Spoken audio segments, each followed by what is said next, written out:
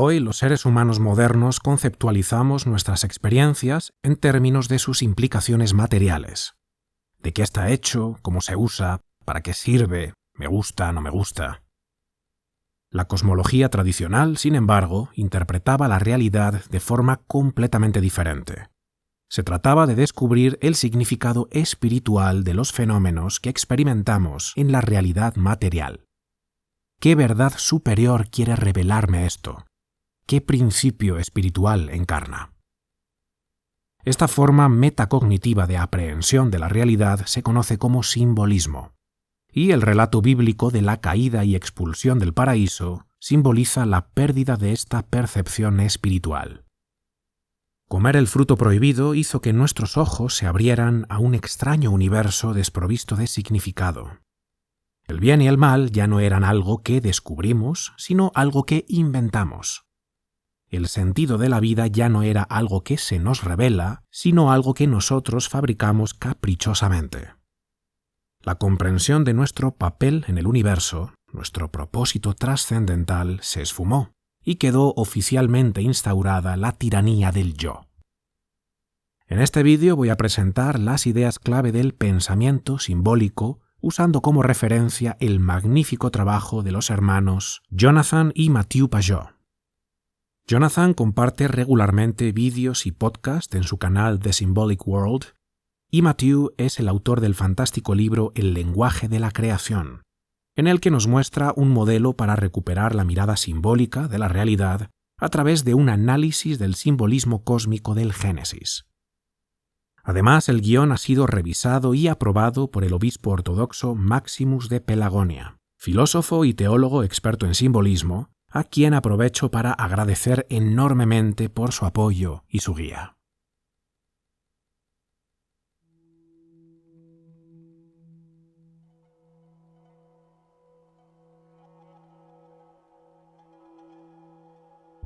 Aunque muchas personas creen que un símbolo es una metáfora, es decir, una sustitución de una cosa por otra similar de forma totalmente subjetiva y arbitraria, no es así. Si alguien dice que mi cabeza parece un melón, el melón es, en este caso, una metáfora de mi cabeza, pero no es un símbolo de la cabeza humana. Un símbolo no es el reemplazo de una cosa por otra, sino un vínculo, tal y como indica su raíz etimológica símbolo. El símbolo es la unión entre un hecho del mundo material y su significado superior o espiritual. Se trata de un puente que une dos niveles de existencia: el nivel de los fenómenos concretos del mundo material y el nivel del mundo espiritual del que surgen primordialmente. Toda realidad material es siempre la manifestación de un principio espiritual que está ontológicamente por encima. El símbolo nos muestra el nexo de unión entre la experiencia mundana y su equivalente metafísico, y nos revela cómo esa unión forma parte de un patrón superior, un lenguaje divino que ordena nuestra participación metaconsciente en el mundo a todos los niveles. Suena muy abstracto, así que vamos a verlo con ejemplos prácticos. ¿Qué ves en la pantalla? Técnicamente se trata de un conjunto de marcas que surgen al combinar líneas rectas y curvas. Pero tú no ves eso. Tu conciencia conecta esa multiplicidad de trazos y figuras en una unidad que significa algo. No ves signos dispersos y separados, ves una palabra. No ves materialidad, ves significado.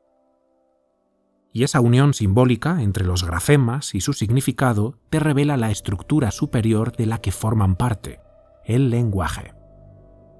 Ese patrón inmaterial que llamamos lenguaje proporciona orden en tu conciencia para que puedas participar en él apropiadamente y puedas usarlo para comunicarte. Si pronuncio la palabra vida, no escuchas un conjunto de sonidos inconexos, algunos más agudos y otros más graves.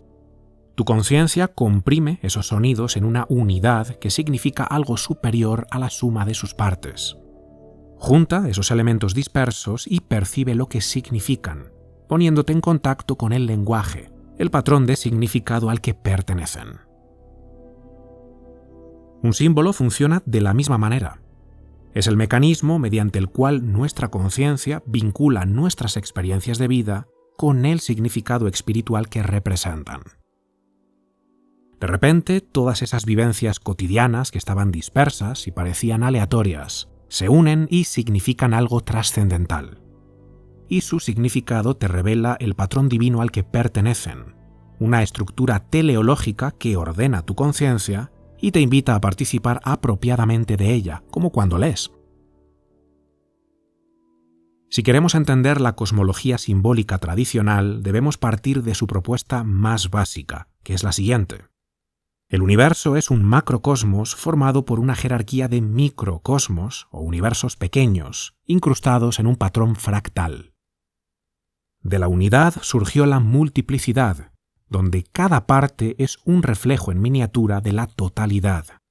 Así que los mismos principios cósmicos se repiten en diferentes escalas de la realidad. Como es arriba, es abajo. El ser humano también es un microcosmos, una representación en miniatura de toda la creación. La totalidad del cosmos se condensa en nosotros. Todo lo que experimentamos es, por lo tanto, una expresión de ese patrón fractal, y nuestra conciencia es la encargada de unir simbólicamente nuestras vivencias subjetivas con la verdad luminosa que está por encima de ellas. El pensamiento simbólico requiere un nivel de percepción y entendimiento completamente diferente a la lógica materialista habitual. El hombre moderno, aferrado a su subjetividad, es incapaz de distinguir entre la parte subjetiva o psíquica de sus vivencias y la parte objetiva o espiritual de las mismas, que está por encima. Veamos de nuevo un ejemplo muy claro. En una situación de divorcio, puede que una parte lo viva con gran alegría y entusiasmo por sentirse liberada de esa relación insatisfactoria, mientras que la otra parte, con el corazón roto, cae en una profunda depresión. Misma experiencia, diferentes formas de transitarla. Por eso nos da la sensación de que el divorcio no tiene un significado universal. No contiene ninguna verdad absoluta, sino que se trata de algo enteramente relativo. Para cada persona significa una cosa diferente. Cada uno tiene su verdad. ¿Cuál es el error? Que estamos analizando el divorcio exclusivamente desde el plano psíquico, el nivel de la subjetividad.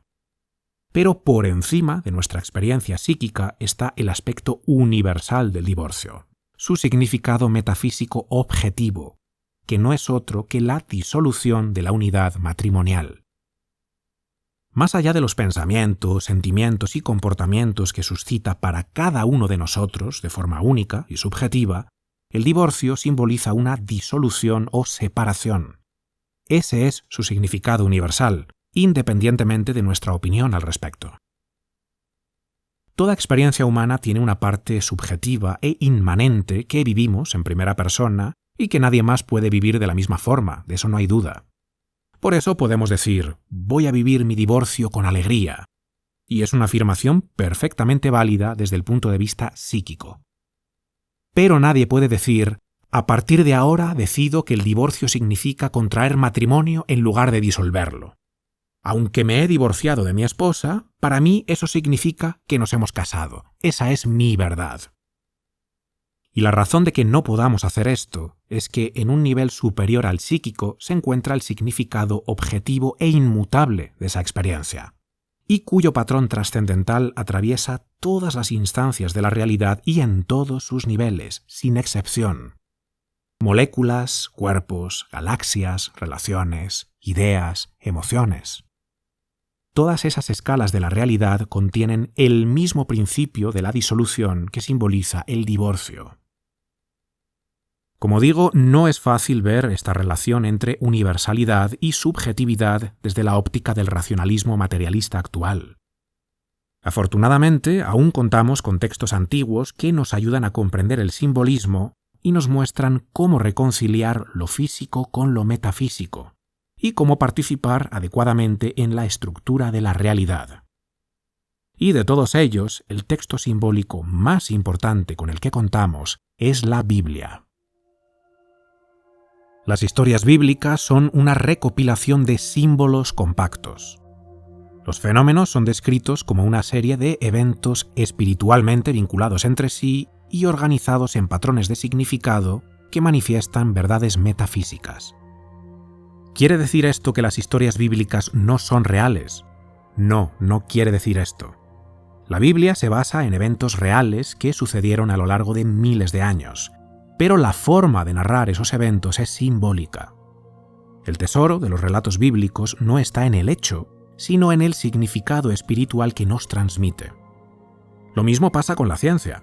El valor no está en el experimento como tal, sino en la verdad que revela, ese principio al que apunta y que demuestra la equivalencia del experimento con los patrones estructurales del método científico. El propósito de las historias de la Biblia, por lo tanto, no es mostrarnos las causas mecánicas o dar descripciones forenses de hechos, tal y como lo hacemos cuando le contamos una anécdota a un amigo, sino revelarnos las verdades metafísicas detrás de cada evento para que podamos ver el patrón de significado y participar correctamente en él. Por eso los símbolos bíblicos son atemporales. Aunque pasen miles de años, esas historias siguen siendo espiritualmente significativas porque contienen imágenes que apelan a experiencias universales.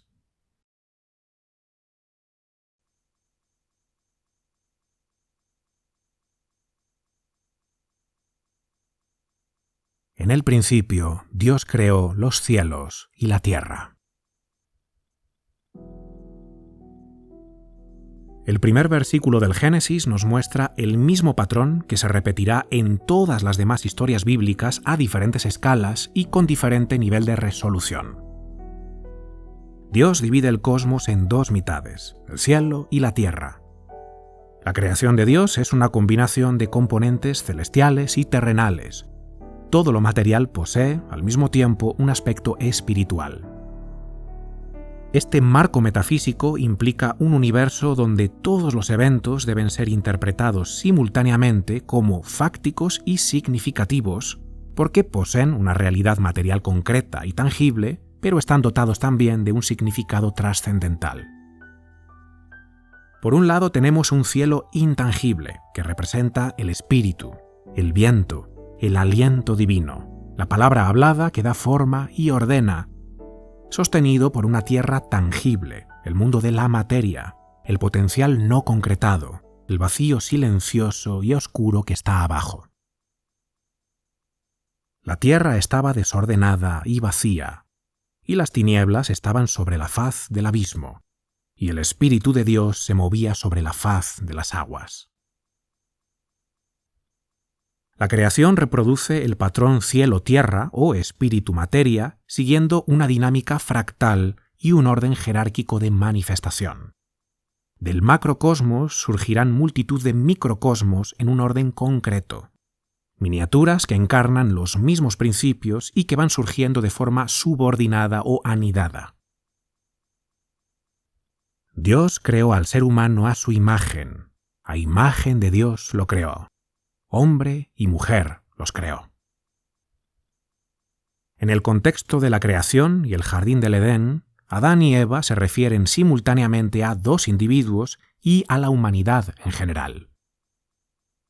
La noción de que Adán y Eva fueron hechos a imagen de Dios significa que la humanidad es un símbolo del Creador dentro de la creación, un microcosmos del macrocosmos. Es decir, nosotros también encarnamos la unión de lo terrenal y lo celestial. Dios formó al ser humano del polvo de la tierra y sopló en su nariz aliento de vida. Adán es creado uniendo la corporeidad que proviene de la tierra y la inmaterialidad espiritual, un soplo de Dios. Nuestra existencia es un reflejo del patrón inicial. El papel cósmico del ser humano es actuar como mediador entre el cielo y la tierra para la unión del espíritu y la materia en la creación. Nuestro telos o propósito es participar en la creación bajando el significado espiritual y elevando la materia. Esta es la correcta dinámica simbólica de la conciencia, que lo inferior se eleve y que lo superior descienda, la unión de cielo y tierra. Las acciones corporales más básicas para que nuestra existencia se desarrolle son la respiración y la nutrición. La respiración es el símbolo del aliento divino que Adán recibe y la nutrición es el símbolo de la materia de la que venimos.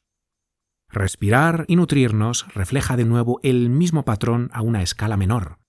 Cielo y tierra se unen. Con la respiración, el espíritu sostiene al cuerpo y con la alimentación, el cuerpo sostiene al espíritu. Al respirar, lo superior desciende. Al nutrirnos, tomamos lo de abajo para seguir sustentando al espíritu. Si tomamos cada una de estas experiencias humanas por separado, respiración y nutrición, vemos que también son microcosmos donde el patrón fractal vuelve a repetirse. La respiración implica la capacidad de hablar, que es el uso del aliento para la comunicación lingüística. Sonidos cuyo orden tiene significado pero que son invisibles. A través de su aliento, su parte espiritual, Adán es la única criatura terrenal capaz de bajar los principios celestiales al reino de lo material. Y el hombre puso nombre a todo ganado y a las aves del cielo y a toda bestia del campo. Con la palabra, Adán le entrega identidad a los animales, otorgándoles un significado y elevando así su materialidad. El patrón cielo-tierra en el microcosmos de la respiración es elevar lo animal y bajar lo espiritual. Mediante la alimentación, los seres humanos le entregan al cuerpo lo necesario para seguir albergando y sosteniendo al espíritu. Así, la materia se refina y digiere para que el espíritu pueda materializarse. Y, como se nos muestra más adelante en las Escrituras, no solo de pan vivirá el hombre, sino de todo lo que sale de la boca de Dios. La nutrición, por lo tanto, también baja lo de arriba. La verdad espiritual sirve también como un alimento para el alma que nos mantiene vivos. Toda experiencia humana encarna simultáneamente las categorías básicas de cielo y tierra. La inmanencia, el mundo propio de la experiencia personal, y la trascendencia, lo que está más allá de nosotros y nos condiciona porque se encuentra en una posición jerárquica superior, forman parte de una relación bidireccional. Sin inmanencia, la trascendencia no sería comprensible y ni siquiera tangible. Y sin trascendencia, la inmanencia no tendría ningún sentido. Es más, la forma misma en la que nuestro cuerpo está constituido es una expresión del patrón de la creación. La cabeza establece una intención, piensa y habla, es decir, es símbolo de lo inmaterial, mientras que los brazos y piernas permiten que esa trascendencia se convierta en inmanencia, acciones tangibles que producen movimiento en el plano material. ¿Qué sucede con las comunidades de individuos? Exactamente lo mismo. Todo grupo humano cuenta con una parte material, simbolizada por los individuos que forman parte de la comunidad, y un espíritu que les permite actuar en conjunto. Del mismo modo que el individuo respira y usa su aliento para hablar, toda sociedad necesita un discurso común para vincular a su población con su identidad abstracta. El vocabulario del lenguaje de la creación, que comienza en una escala cósmica, se repite en los microcosmos de los individuos, las naciones y los imperios. Todas las escalas humanas, en todos sus niveles de experiencia, expresan los mismos principios espirituales, el mismo patrón simbólico de unión cielo-tierra, espíritu-materia, trascendencia-inmanencia. La Biblia va desplegando este mismo patrón a lo largo de todas sus historias. Cada evento descrito en las Escrituras es un recorrido por diferentes microcosmos, cuyos símbolos apuntan siempre al patrón primordial, que en la tradición cristiana es Jesús, el Logos divino y eterno, que ordenó el caos mediante la verdad de su palabra, y del cual surgen todos los patrones más pequeños, y que tienen existencia solo en la medida en que están unidos y participan en su origen. Los patrones más pequeños son la expresión fractal del patrón de patrones, la unidad que está por encima de la multiplicidad. Todas las instancias de la realidad, en todos los niveles de existencia, son una variación del metapatrón del que proceden. Cuando Moisés se encontró con Dios en la montaña, la legislación vino en dos formas: leyes para el pueblo y planes para el templo. Las leyes son principios de arriba que adquieren materialidad cuando los individuos, actuando de acuerdo a esas leyes, ordenan los hechos visibles de la sociedad. Es así como encarnan la voluntad de Dios en la tierra. La ley, que contiene principios intangibles, se vuelve algo terrenal mediante las acciones y comportamientos de los individuos que cumplen esas leyes. Cielo y tierra quedan conectados. Y construir un templo es crear un espacio material para albergar la presencia de Dios. Lo de arriba, lo celestial e intangible, puede bajar a la tierra. Y al mismo tiempo, el templo sirve para celebrar sacrificios rituales donde las ofrendas materiales se entregan al cielo. Lo de arriba desciende y lo de abajo asciende. Es el mismo patrón cielo-tierra de la creación y el mismo patrón del hombre, que como mediador entre el cielo y la tierra solo puede encontrar el sentido real si se convierte en un puente o un símbolo entre el significado y la materia, entre la inmanencia y la trascendencia. Nuestra participación es necesaria para que la realidad se despliegue. Si la interpretación de Copenhague de la mecánica cuántica es correcta, y una partícula puede superponerse en muchos lugares o estados hasta que se observa, entonces la realidad, más que un lugar, es principalmente una relación. La centralidad de la conciencia indica que Dios nos invita a participar con Él en su creación, que toma su forma final y definitiva cuando el ser humano interactúa con ella. Todo lo que Dios ha creado, desde los fotones hasta las galaxias, solo cobra sentido cuando sabemos reconocer el patrón simbólico y participar apropiadamente en el lenguaje divino. En la cosmología bíblica, las nociones de lo correcto y lo incorrecto van más allá de la moral. En la narración del Jardín del Edén, el pecado original consiste en desobedecer una ley divina, no soportar el aliento del cielo, que lleva a comer alimentos inadecuados, no integrar la materia de la tierra. Las consecuencias naturales del pecado son, de hecho, la desnudez y la caída, que son las dos caras de una sola moneda en esta cosmología. La vergüenza de la desnudez se refiere a la incapacidad de cubrir el cuerpo con el espíritu, y morir se refiere al alejamiento gradual del espíritu del cuerpo. No se trata solamente de comportarse moralmente y no cometer pecados, sino de convertirse en un símbolo que une cielo y tierra mediante la participación correcta en el patrón de la realidad. El ser humano, hecho a imagen de Dios, es el microcosmos donde la realidad se condensa, el lugar donde el cosmos se reúne para encontrar sentido. Dios nos invita a participar en su creación viviendo religiosamente, que al fin y al cabo es el significado etimológico de la palabra religio, volver a conectar, encontrar lo que nos une. Y el vínculo que une y da sentido, la forma más elevada de participación, es el amor. El amor es la fuerza motora de la existencia. Vivir y participar con amor en la creación de Dios nos lleva de regreso a Él.